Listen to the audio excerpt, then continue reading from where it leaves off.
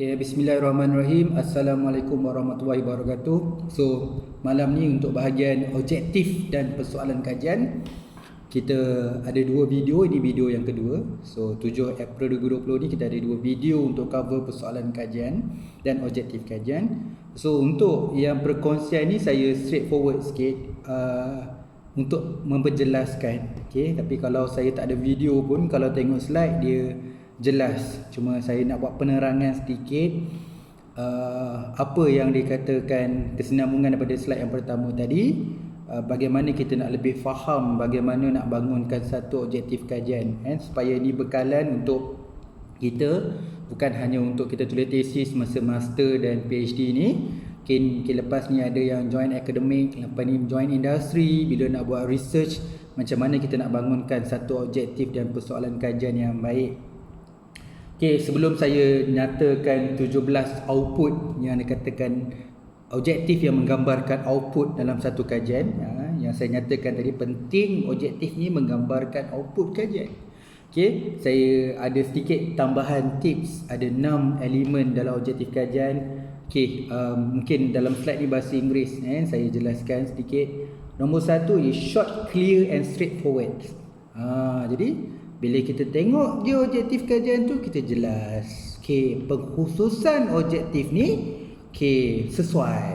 Okay, bagi menjawab persoalan kajian juga. Nanti kalau dia nak buat research, kita boleh bangunkan research design kita. Okay, kita tahu kaedah apa yang sesuai, nak tentukan kita punya unit analisis dalam sampling, apa method yang kita nak guna, macam mana nak analisis nanti. Jadi kita nampak benda tu. Sebab tu dia straightforward dan short, clear. Janganlah panjang sangat dia punya objektif tu. Patutnya ringkas, short and clear.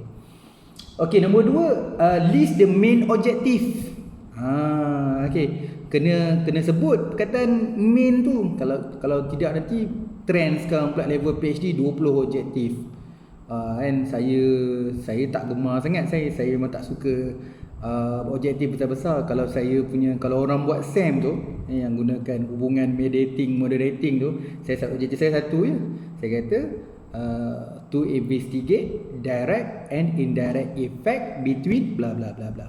Jadi satu je objektif, walaupun ada 4 moderator ke 5 moderator ke, saya punya DV banyak ke IV banyak, objektif 21. Tapi kena faham lah, tu kalau you all saya jadi supervisor. Okay, mungkin kadang saya jadi supervisor pun saya kalah juga. Mungkin penilai nak macam ni. Jadi yang tu kita letak tepi lah. Yang tu kena ikut lah apa supervisor nak, kena ikut. Penilai pun dah cadang, kadang-kadang supervisor pun dah kena zip, dah tak boleh nak. Jadi pun kita kena ikut juga acuan yang dicadangkan oleh penilai.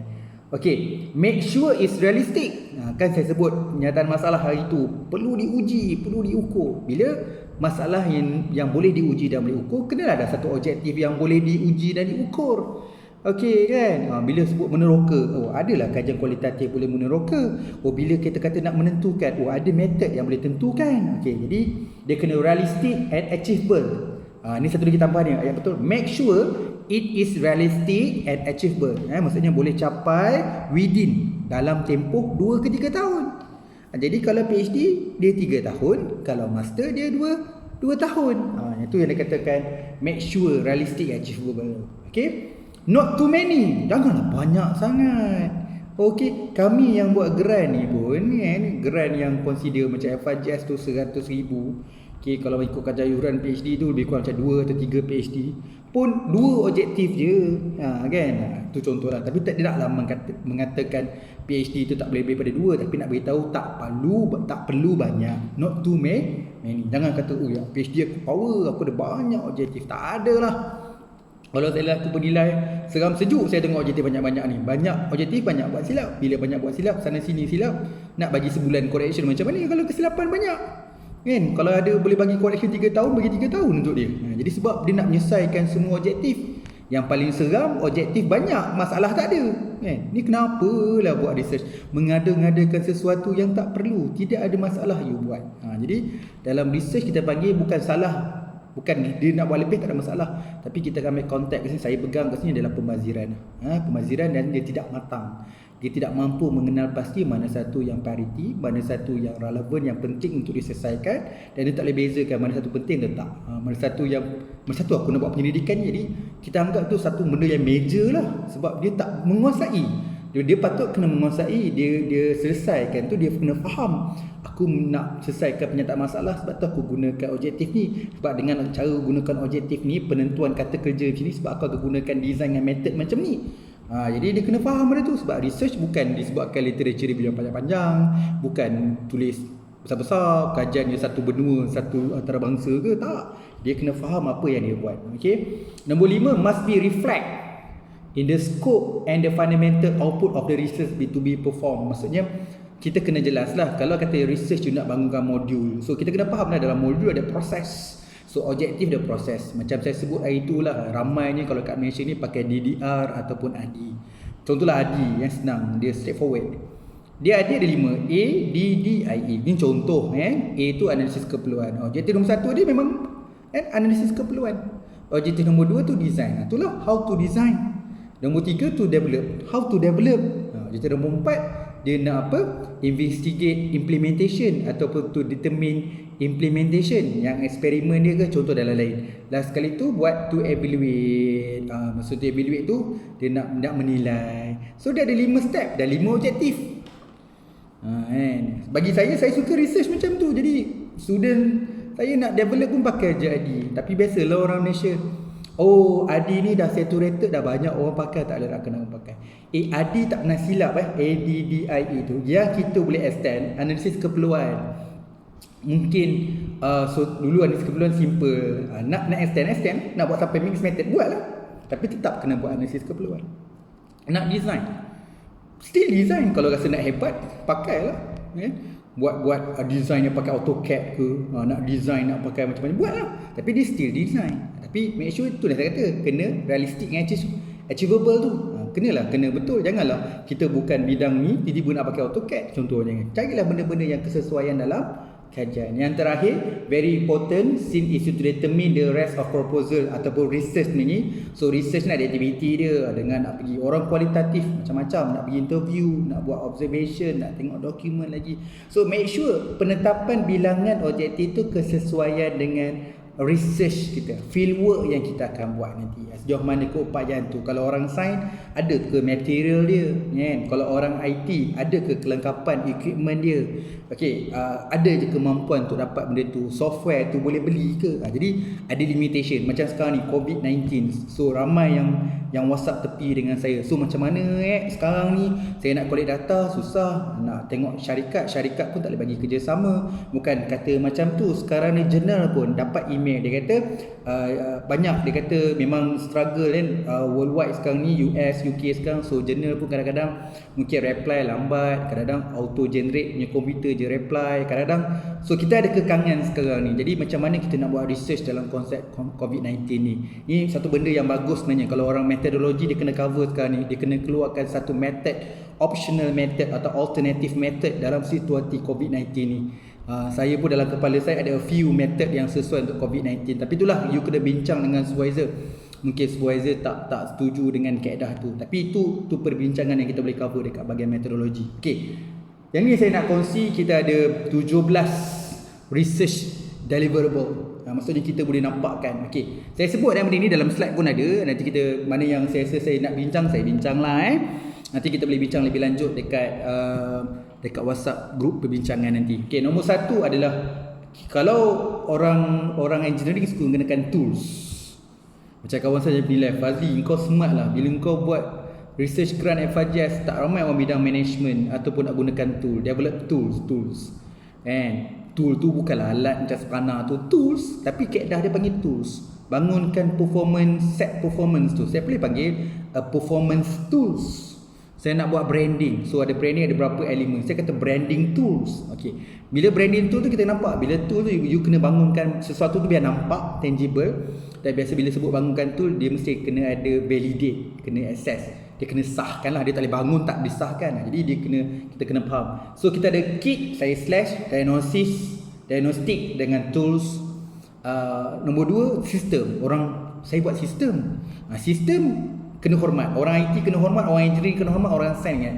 Dalam konteks social science, sistem dipanggil sistematik. Saya buat benda tu susun. Tak, you nak panggil sistem, panggil lah sistem. Kan? Sistem beratur. Sistem beratur.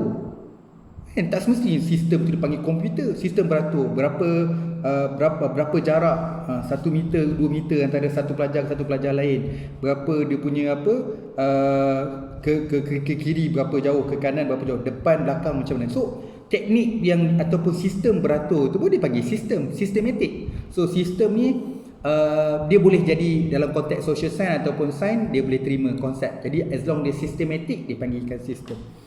Kemudian contohlah kan, biasa dengar database. Database besar, kena ada big data pun database. No, dia something like, bila pergi database ni something like kita panggil profiling. Saya kumpulkan data, contoh dengan COVID-19 ni di sekitar kita ambil ratio lah kan, satu kawasan, contohlah Putrajaya. Macam mana nak tentukan berapa ramai orang yang COVID-19 positif ni, berapa bilangan dia. So buat profiling dia. Profiling apa?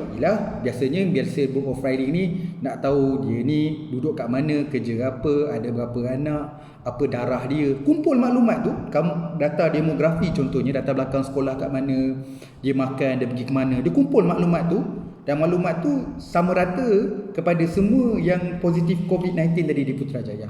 Itu namanya profiling. Profiling juga satu kajian PhD.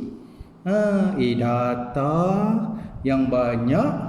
Kan? Saya tak nak cerita dalam konteks lain lah, tapi ini contoh-contoh yang mudah kan. Jadi pentingnya data. Saya satu cerita lah pasal data ni kan. Satu masa dulu kalau you perasan lah, ada Pasaraya, Hangkyu Jaya, Carrefour kan contohnya kan. Saya perasan dia orang suka buat survey customer suka apa kali datang kat Carrefour contohnya. So apa barang yang sudah beli, berapa kuantiti yang beli. So adakah buat scan, adakah buat yang tu. Jadi dia buat survey. Sekarang tak ada. Saya ambil contoh Jasco lah. Jasco biasanya bila kita nak beli barang kat cashier, dia tanya, member card ada? Saya tak ada member card. Kalau kita cakap tak ada member card, dia pun sungguh-sungguh dia nak tolong kita isikan member card tu. Time-time tu juga dia boleh bagi member card. Bang, sayang bang, kalau member card dapat lagi extra 10%, 20%. So saya tolong isi, abang bagi detail je. Jadi dia pun sungguh-sungguh. Kenapa? Sebab because profiling data. Sebab masa kita isi tu, ada nama, nombor telefon, alamat, pekerjaan, gaji dan sebagainya, maklumat tu ada. Jadi bila apa? Bila kita beli barang, dia swab. Semua orang beli barang swab. So cukup bulan, cukup minggu, cukup harian ke, dia boleh analisis data. Kawasan kita berapa ramai lelaki, berapa ramai perempuan yang pelajar, yang bekerja. Umur sekian-sekian ni, barang apa yang dia beli, barang apa yang paling sale, yang paling tinggi. So dia boleh measure. Sebab tu kalau tengok di pasar raya Jasco tu, dia bukanlah menjual barang yang hebat-hebat ataupun yang pelik-pelik. Dia jual apa orang nak beli. Lagi banyak kawasan itu, di kawasan market kat situ orang nak, itulah barang dia. Kalau kat Kelantan, Jasco dia banyak kosmetik. Kat KL banyak barang bayi. Jadi dia dah study dah dalam konteks tu. Sebab tu profiling ni dalam keadaan sekarang ni betul lah kan, gunakan pemilihan secara online pun kita boleh buat satu profiling. Kemudian new plant variants. Ni bagi orang engineering lah kan. Equipments. Tu nak test equipments. Kemudian instruments, to develop instruments. Itu outputs. Kemudian policy paper. To propose policy paper pun satu benda yang deliverable dalam research.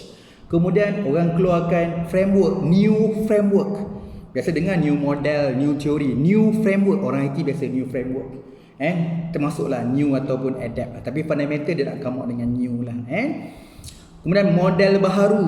Model baharu ni biasanya orang kualitatif lah. Dia keluarkan tematik dan sebagainya. Orang develop module, guideline, index. Bangunkan index pun, how to develop index. Apa lagi? New theory saya sebut tadi kan. Developing. So sekarang ni orang sensitif sikit bawa tajuk the development. Kena letak perkataan, hilangkan the tu, jadikan developing. Developing bla bla bla bla. Kemudian ni buat re-evaluation, penilaian semula pun boleh. Jadikan how to re-evaluate. Semua ni adalah how. 17 ni kita boleh bangun how. Sebab tengah trend sekarang ni PhD kena ada how. Kemudian kerangka penyelesaian. Kerangka kan, how to nak solve that framework tu Satu lagi ni bidang ni kalau sama juga bidang sains, dia panggil mechanism.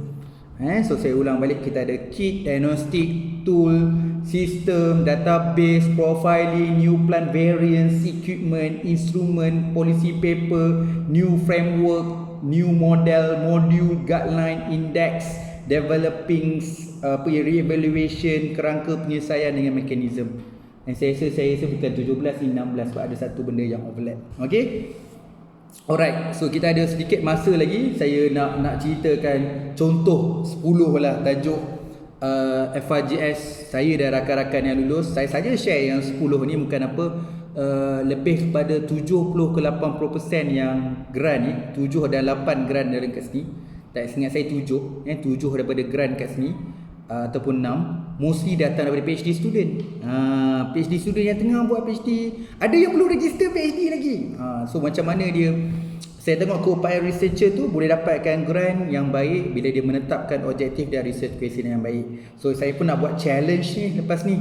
Saya nak semua orang, pelajar-pelajar saya tu kat depan tu, yang kat WhatsApp ni, lepas ni cari mana-mana tesis, buat 2 slide. Satu slide yang pertama letak tajuk dia, yang kedua kita letakkan objektif dan persoalan kajian. Kalau seorang buat satu, kalau dalam grup WhatsApp tu ada 250, kita ada 250 contoh.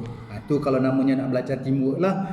Kadang-kadang ada masa tak boleh harapkan saya seorang, kita kena sama-sama lah dalam satu pasukan. Seorang satu je, ambil mana-mana tesis yang you rasa best tu, keluarkan dia punya tajuk, keluarkan objektif dan dia punya persoalan kajian. Kalau nak lagi cabaran, lagi best, kita listing je. Satu tajuk, satu research background, satu slide problem statement, satu slide objektif dan persoalan. Semua ada 5 slide. Kalau nak buat, kita buat sama-sama. Jadi kita kongsi, seorang buat tapi kita dapat 250 set kalau seorang satu buat.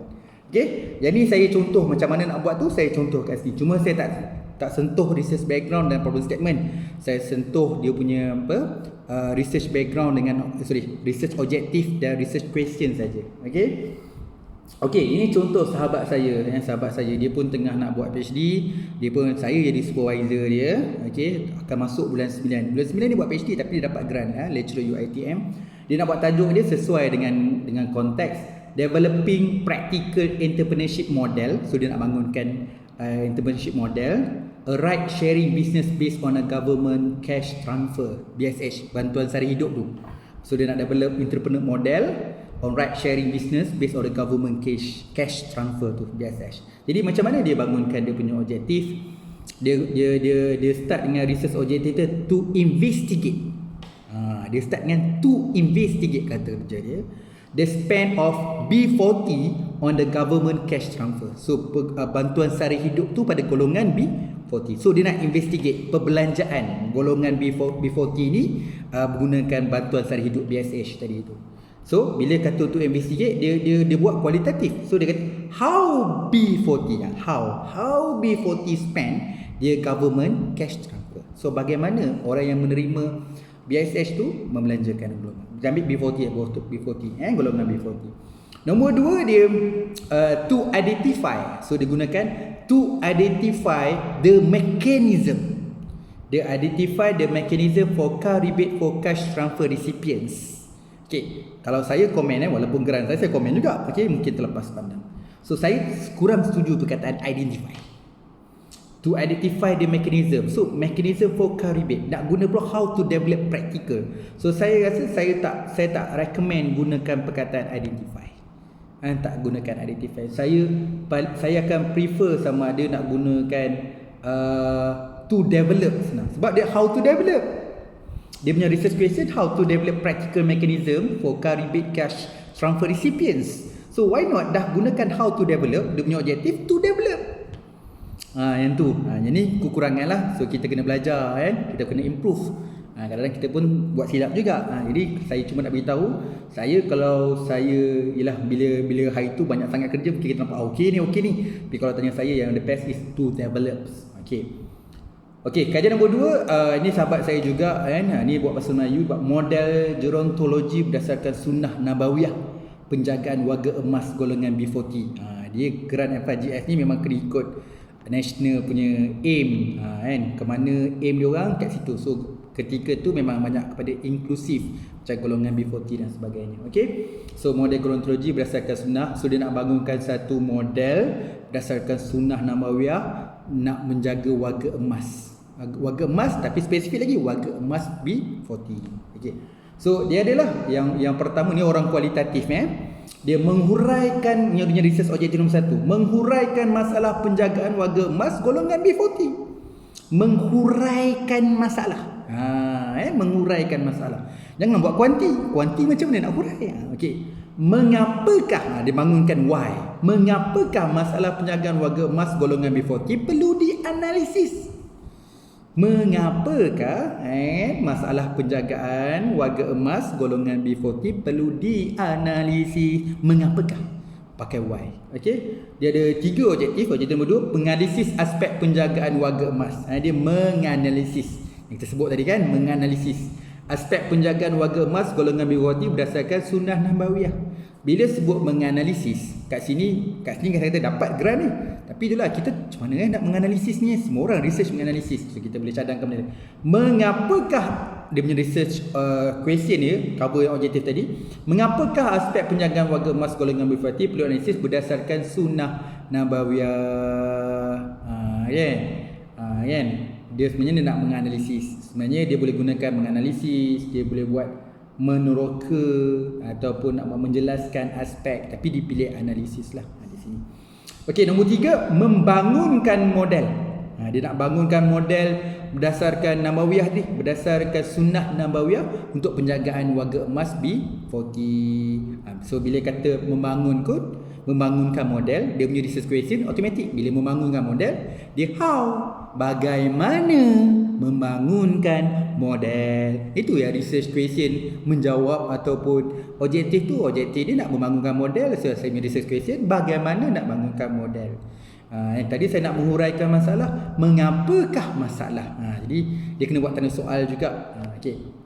Kemudian ini student PhD saya sekarang daripada Unit 10. Dia punya tajuk hebat lah, nampak fundamental ni kan.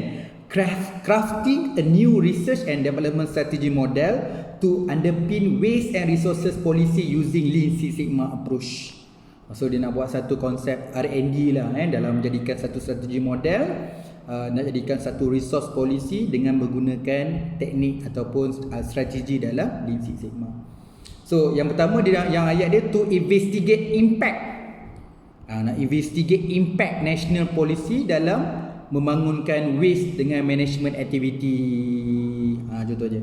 Bila kata to investigate the impact national policy waste dengan resources activity tu, dia gunakan tadi to investigate, dia guna how the knowledge based approach through R&D activity has been applied in waste resources management policy. So tadi keyword dia to investigate, dia punya how the knowledge based tu based bla bla bla bla regarding on the management policy. So investigate dengan how. Okay. Nombor 2 is dia to develop a new R&D strategy model.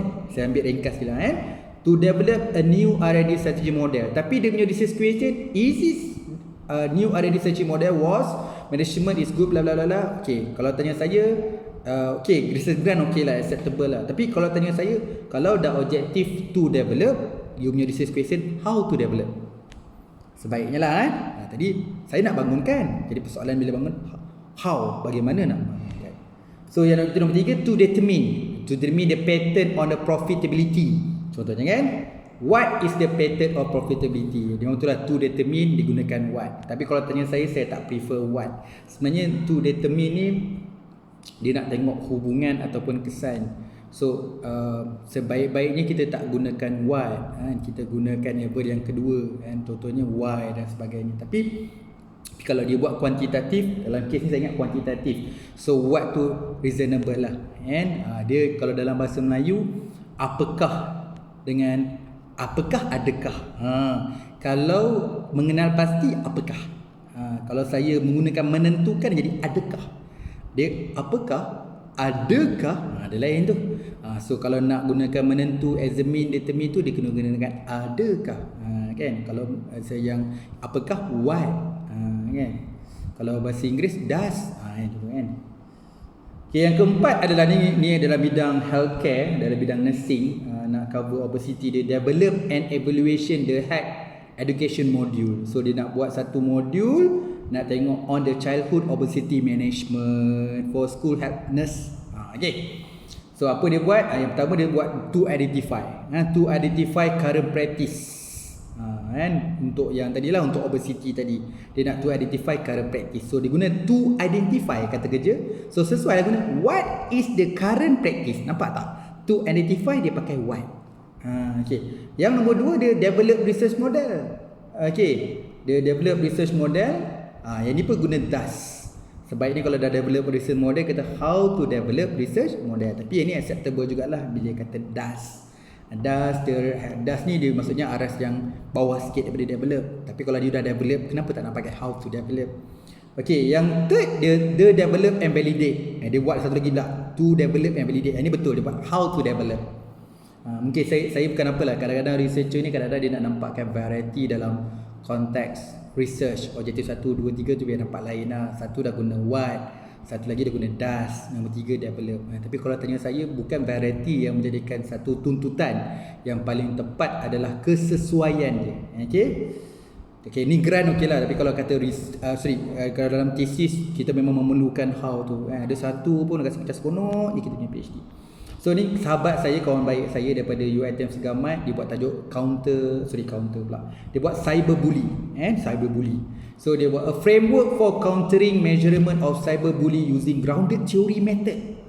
A Malaysia perspective. So dia nak gunakan grounded theory sebagai strategi research dia nak buat a framework untuk measure cyberbully. Okay. So dengan dia sekali kita plan untuk buat satu research dalam konteks ni. Kemudian kita summarize ada tiga objektif. Yang pertama to come out. Ni beza orang kualitatif dia gunakan to come out with the definition criteria cyberbully. So dia nak buat definition criteria cyberbully. Apa definition dia? So how cyberbully different from the traditional bully? So dia gunakan how. Okay? Dia sebenarnya kualitatif memang open nak gunakan how, tapi bagi orang kuanti tak susah kita kalau to develop kita boleh gunakan how. To propose new framework, tadi katakan framework, the propose new framework. Okey, sebab dia gunakan grounded theory. Grounded theory sesuai gunakan perkataan new. Okay. What are the cyberbully definition criteria and characteristic behavior are different in Malaysia perspective. What's so dia maksudnya dia propose new framework, dia gunakan what. Kalau saya boleh tambah baik, saya mungkin jadikan dia why. Rather what, saya jadikan why. Okay, yang last to examine the applicable proposal framework. So dia nak examine, tentukan, tapi dia gunakan how does.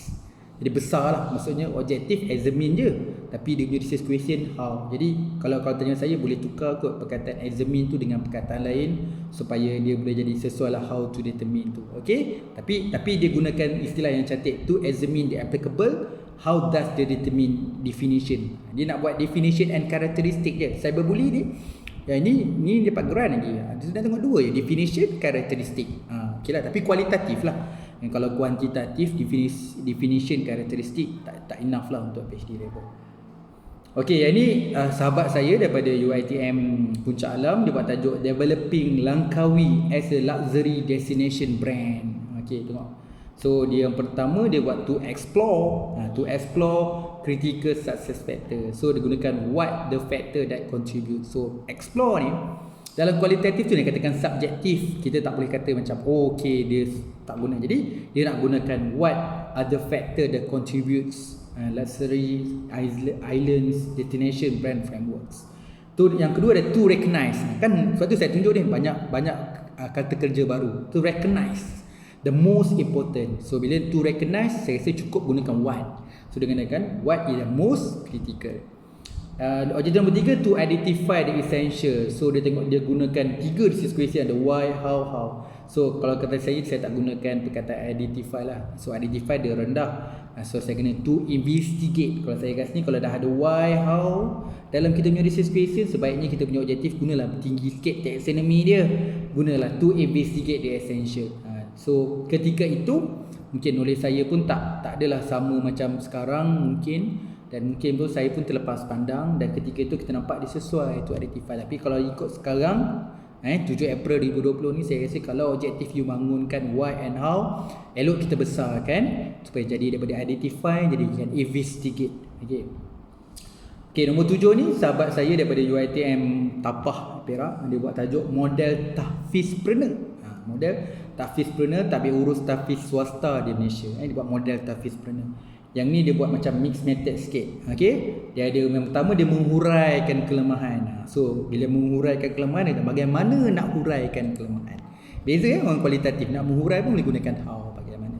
Menganalisis elemen. Menganalisis elemen. Bagaimana nak analisis dokumen. Membangunkan model. Bila sebut membangunkan model, dia kata bagaimana membangunkan model. Okey, bila kita dah ulang ni nampak macam macam ni buat objektif dan persoalan kajian. Okey. Yang ini sahabat saya daripada UPSI, saya pun sebahagian daripada geran ni. Yang saya tunjukkan 10 ni ada yang saya ketua, banyak saya member lah. Okey, alright. Dia punya tajuk transform USR. Dia macam CSR lah, Corporate Social Responsibility, tapi dia buat University Social Responsibility Mechanism to the strengthen higher education rules in a meeting for the IR 4.0 challenge. Okay. So dia punya objektif simple, dia ada dua je. Yang pertama to develop and approach USR tadi, University Social Responsibility itu mechanism for higher education.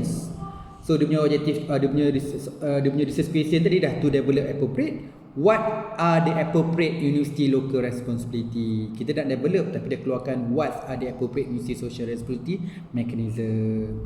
Nak to develop tapi dapatkan what. Okay, acceptable lah bagi kualitatif. Saya cakap subjektif tadi kan. To gain insights about multi stakeholder viewpoint bla bla bla bla. To gain insight. Dia punya objektif to gain insight.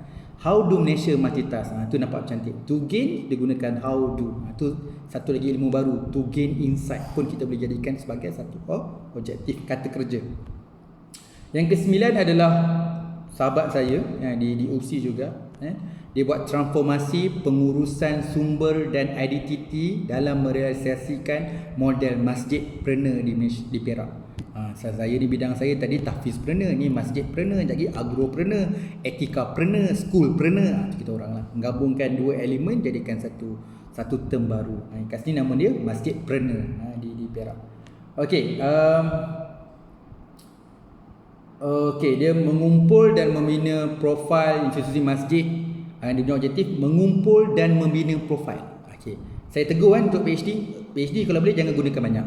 Ni mengumpul dan membinakan profil. Kalau tanya saya mengumpul dan membina, yang besar mana? Membina. So jadikan objektif tu membina profil. Cukup. So dalam tu kumpul lah. Jadikan jangan ada dua perkara. Dalam satu objektif should be ada satu kata kerja. Okay. So dia punya research question dia, bila dah objektif dia membina profil, dia kena adakah wujud profil institusi masjid yang komprehensif dari segi aspek pentadbiran kewangan dan aktiviti kewangan. Nombor 2, mengenal pasti ciri-ciri. Mengenal pasti ciri-ciri. Kalau guna mengenal pasti, dia punya research question apakah? Lepas tu apakah ciri-ciri? Mengenal pasti ciri-ciri peribadi kepimpinan.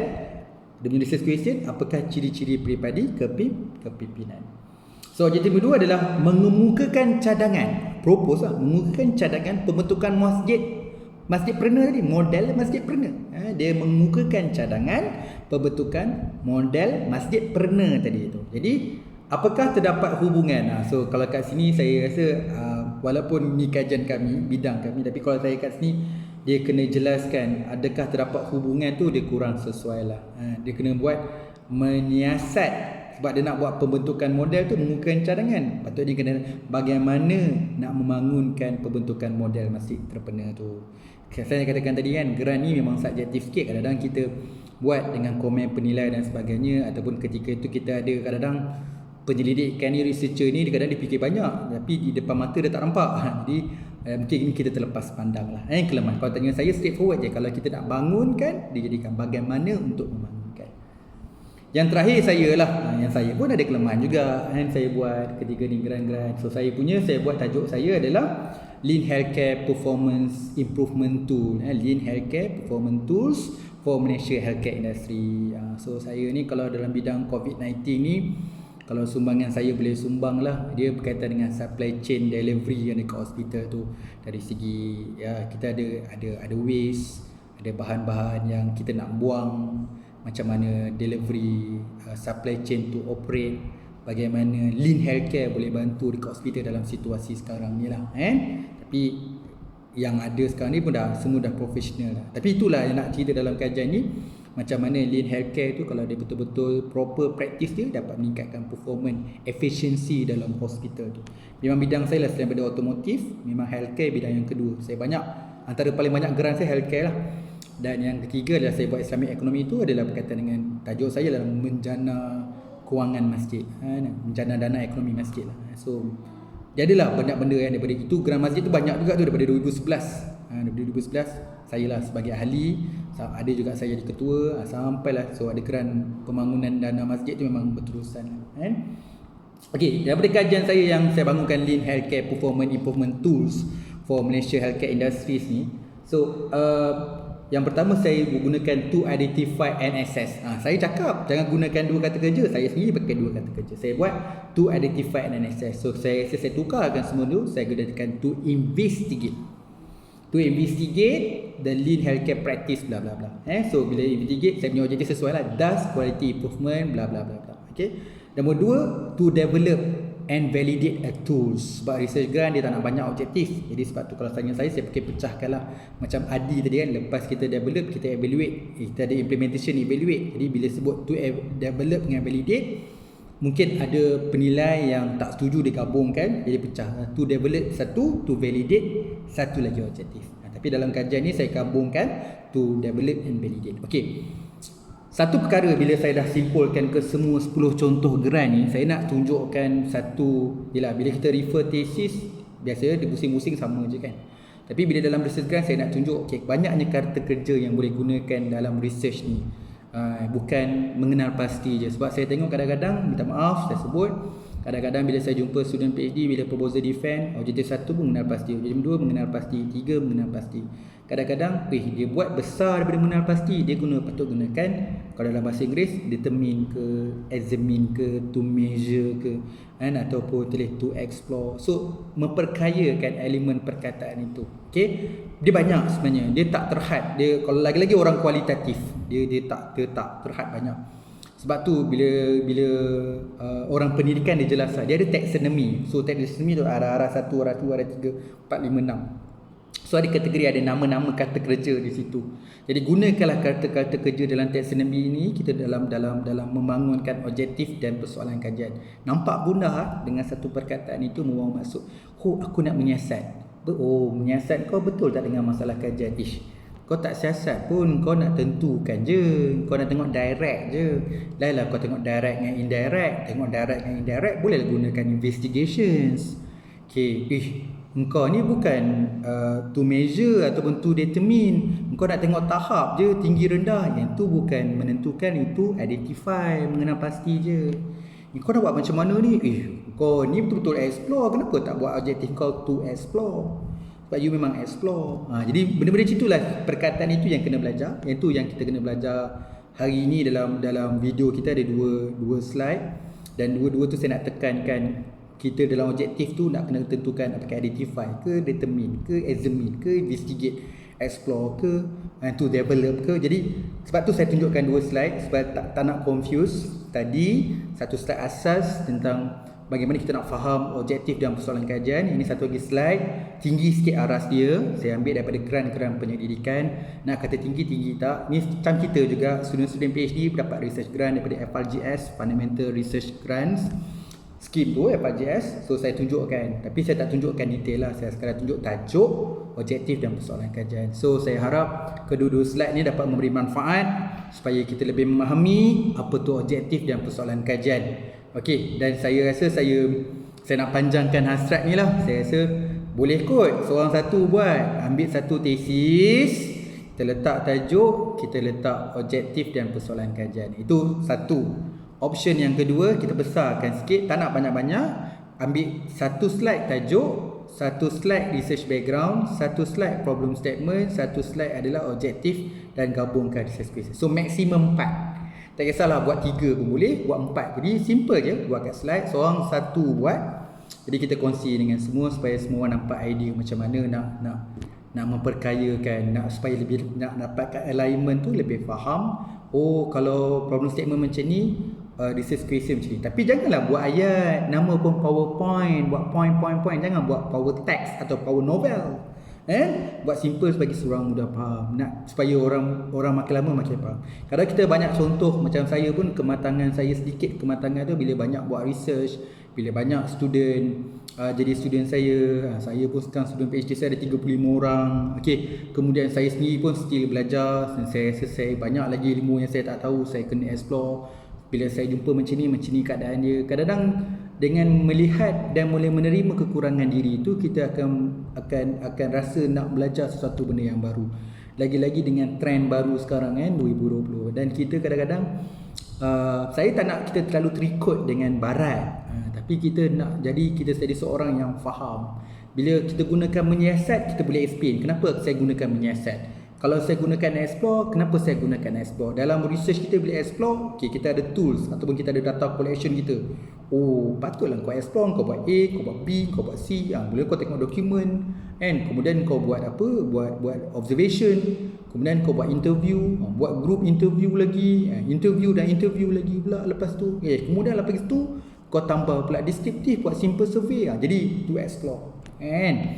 Okay, dalam kes ni saya rasa cukup lah. Dalam 41 minit ni kita punya video untuk lagi enhancekan knowledge supaya kita lebih faham. Terima kasih banyak-banyak. So minta maaf lah dari segi baca slide tadi tak seronok sebenarnya baca slide ni. Okay, cuma nak ringkaskan lebih jelas seperti mana yang saya sebutkan tadi. Refer lah slide ni supaya kita lebih faham.